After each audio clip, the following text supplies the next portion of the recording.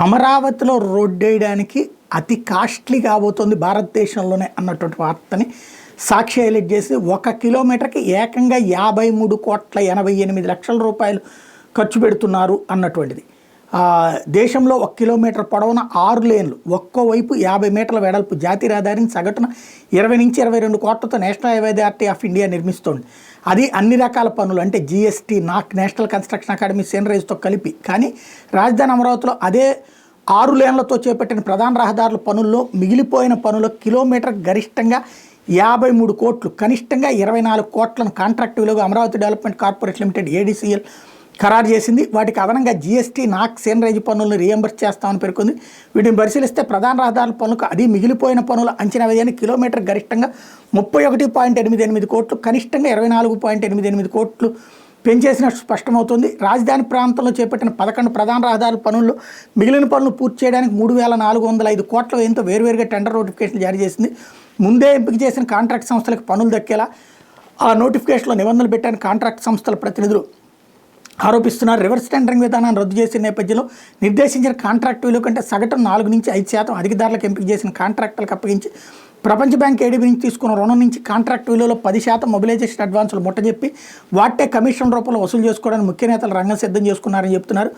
ప్రపంచ bank ADB నుంచి తీసుకున్న రుణాన్ని కాంట్రాక్ట్ సంస్థతో కలిసి దోచుకుంటున్నపై ఇంజనీరింగ్ నిపుణుల అధికారులు విస్మయం వ్యక్తం చేస్తున్నారు.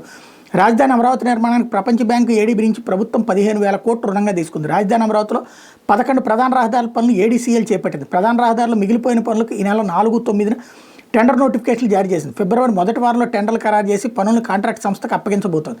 6 లేన్లు, ఒక్కో వైపు 50 మీటర్ల వెడల్పు అంటే ఒక్క E3 రహదారికి మాత్రమే ఒక్కవైపు 60 మీటర్ల వెడల్పుతో చేపట్టిన ప్రధాన రహదారుల పనుల్లో మిగిలిన పనులకు అంచనా వ్యయాలను ఖరారు చేయడంలో భారీ ఎత్తున గోల్మాల్ జరిగినట్టు ఇంజనీరింగ్ నిపుణులు చెప్తున్నారు.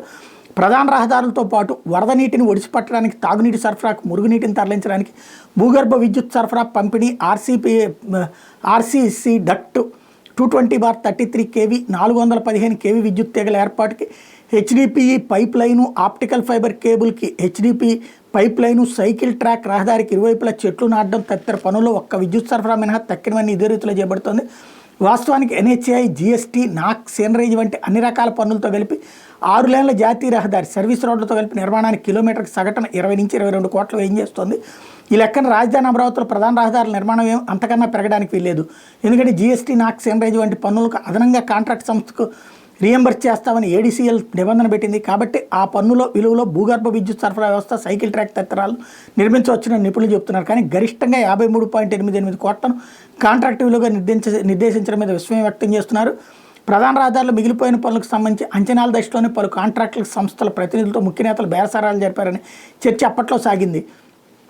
4 సంస్థలు అడిగిన మేరకు కమిషన్లు ఇచ్చేందుకు అంగీకరించడంతో ఆ సంస్థలకే పనులు దక్కేలా నిబంధనలతో టెండర్ నోటిఫికేషన్ జారీ చేయాలని ఏడీపీఎల్ అధికార వర్గాలకు ముఖ్య నేతలు నిర్దేశించినట్టు కాంట్రాక్ట్ సంస్థల ప్రతినిధులు చెప్తున్నారు. ఎవరికి అనుమానం రాకుండా ఉండేందుకు 11 రహదారుల పనుల టెండర్లో ఒక్కో టెండర్లో 4గింట్లో 3 సంస్థలు షెడ్యూల్ దాఖలు చేసేలా కనిష్టంగా 4 నుంచి 5% అధిక ధరకు కోట్ చేసేలా ఒప్పందం కుదిరినట్టు చెప్తున్నారు. షెడ్యూల్ దాఖలకు తుది గడువు ముగిశాక ఆర్థిక బిడ్ని తెరిచి కనిష్టంగా కోట్ చేసి L1గా నిలిచిన సంస్థకే పనులు అప్పగించడానికి వేగంగా పావులు కదుపుతున్నారంటూ 1N12 నిర్మాణం తీరు 6 లేన్లు, ఒక్కవైపు 50 మీటర్ల వెడపు 8.633 కిలోమీటర్లు, మిగిలిన పనుల అంచనా 448 కోట్లు అయితే ఇక్కడ కిలోమీటర్ నిర్మాణానికి 53.68 కోట్లు ఒక్క ఈ రోడ్డు మీదనే 8 కిలోమీటర్లకు ఖర్చు పెడుతున్నారు. మిగతా వచ్చేటప్పటికి మళ్ళీ 29 కోట్లు, 30 కోట్లు, 24 కోట్లు, 25 కోట్లు, 38 కోట్లు, 32 కోట్లు, 31 కోట్లు, 32 కోట్లు అన్నటువంటి లెక్కనే హైలైట్ చేసింది సాక్షి.